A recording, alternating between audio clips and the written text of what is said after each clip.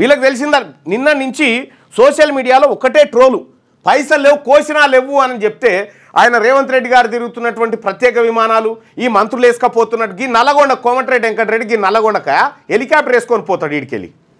ఎటువైనా హెలికాప్టరా గీ నల్లగొండకు పోయేతానుకో.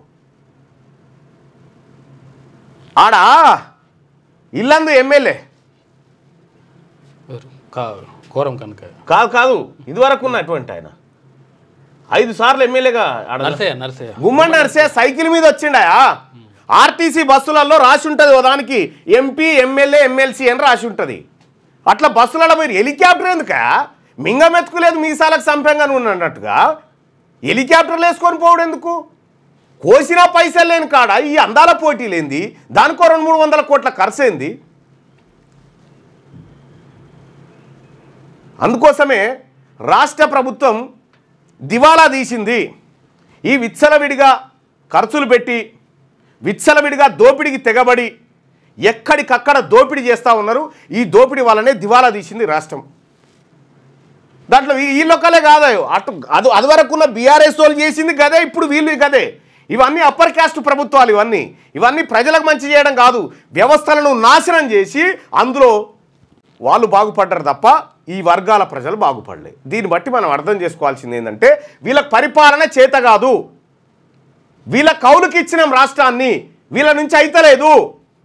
కాబట్టి ప్రజలారా కౌలోడు మంచిగా లేనప్పుడు మనది మనమే చేసుకోవాలి.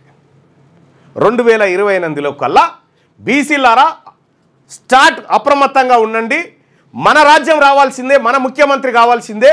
ఈ బీసీ వర్గాల నుంచి ముఖ్యమంత్రి అయితే తప్ప మన బాధలు పోవు. ఇలా ఒడ్లు కొనేటోళ్ళు లేడాడ తడిసిపోయి పక్క రాష్ట్రం ఈనాడు పేపర్ది ఒక్కసారి పక్క రాష్ట్రంలో ఉన్నటువంటి ఈనాడు పేపర్ని చూద్దాం. ఇగో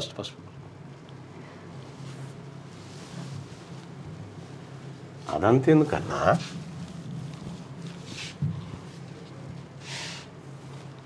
ఇగో పంట నష్టానికి తక్షణమే పెట్టుబడి సాయం నేటి సాయంత్రంలోగా అందించాలి.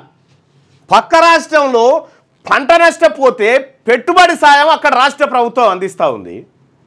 ఇక్కడ పంట నష్టపోయింది, ఎంత నష్టపోయింది కనీసం పోయి ఒక మంత్రి అయ్యో ఎట్లాగమైందిరా అని ఒక రైతును పట్టుకొని బాధ ఇన్నోడు లేడు, ఒక రైతు కన్నీటి బాధ ఇన్నోడు లేడు.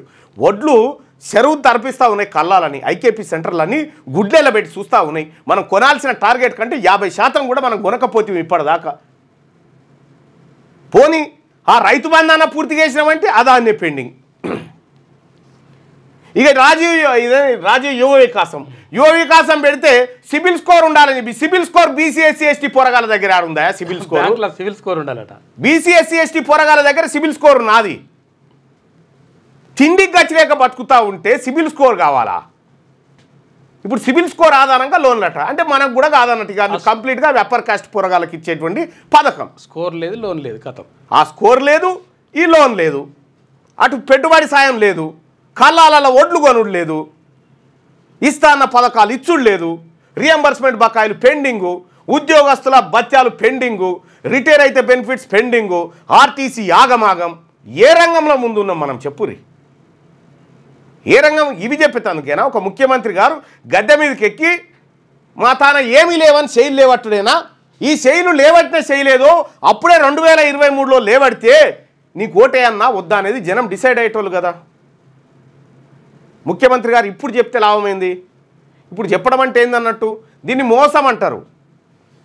దీన్ని రాజకీయ పరిభాషలో చెప్పాలంటే ఒక మోసం. ఇది ప్రజలను నయవంచనకు గురి చేయడం, నమ్మించి నయవంచనకు గురి చేసేటువంటి కార్యక్రమం. నీకు తెలియదా ఆ రోజు ఆర్థిక పరిస్థితి ఇట్లుందని?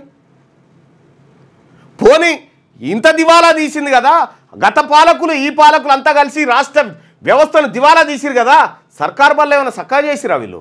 సర్కారు దవాఖానలు ఏమన్నా అందంగా తీర్చిదిద్దిరా? లేదే. విద్యా వైద్యాన్ని పడకేసిరు కదా, మొత్తం సర్వనాశనం చేసి కూర్చున్నారు కదా. మరి ఇటువంటి సందర్భంలో ఇంకా ఈయన పోగానే మళ్ళీ ఆయన బాగా చేయలేదా? నిన్ను చూసినాం కదనా ఇదివరకే, నిన్ను చూస్తేమి, తెలుగుదేశాన్ని చూస్తేమి, కాంగ్రెస్ను చూస్తేమి, అందరినీ చూస్తేమి, ఇంకా చూడాల్సిందే వాళ్ళనయా? అన్ని కుండలలో గదే, అన్ని కుండలలో ఉడికింది గదే కూడు, గదే నూకల పువ్వ. వాళ్ళు మాత్రం బాస్మతి బియ్యం తిని బతుకుతా ఉన్నారు. అందుకే ఈ లెక్కలన్నీ నేను జుడిషియరీ ఏంది, హాస్పిటాల్స్ ఏంది, వీళ్ళు రాజకీయంగా ఎక్కడెక్కడ ఎట్లా తీసేసి ఇవన్నీ అందుకే లెక్కలు బయట పెట్టి చెప్తా ఉన్నా. ప్రజలారా మనం అర్థం చేసుకోవాలి ఇవన్నీ. క్యూ న్యూస్లో పనిచేయటకు వీడియో ఎడిటింగ్ మరియు SEOలో అనుభవం గల జూనియర్ ఎడిటర్స్ కావాలను. సంప్రదించవలసిన నెంబర్ 8688926084.